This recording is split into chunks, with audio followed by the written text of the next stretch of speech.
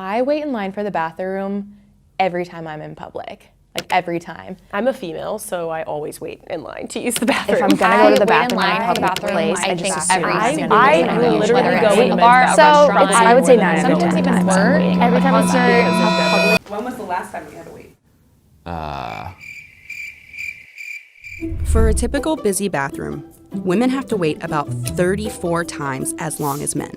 But contrary to some stereotypes, it's not because they're busy chit-chatting or reapplying their makeup inside. So then why is there always a line for the women's restroom? Women spend as much as twice as long in the bathroom as men. And that's because they menstruate, they have more layers of clothes to remove, they always have to enter a stall, and they're far more likely to have kids or elderly people with them. But these are just contributing factors to a much larger problem. Well, in most of the building stock, there are fewer fixtures for women than there are for men. That's Catherine Anthony, a professor of architecture at the University of Illinois at Urbana-Champaign. It is definitely a subtle but very powerful form of gender discrimination. No question about that. It is plain and simple. There's no disguising it. She says that in many buildings, the men's and women's rooms are the same size. But because urinals take up less space, men's rooms have more toilets, which contributes to less waiting time for men. To figure out just how much less, queuing theorists at Ghent University developed a model. First, they considered bathrooms that were the same size, where men have 12 toilets and women have just 10. Then they accounted for the time spent per bathroom visit for women and men, and the speed of traffic. The model showed that if someone arrives every 5 seconds, on average, women will wait for more than 6 minutes, while men will wait just 11 seconds. So then what would a better toilet ratio be? I would say the ratio should be well more than 1-to-1. She's right. According to this model, the women's room should have at least 50% more toilets than the men's room, as they show here. Only then would men and women have nearly equal wait times.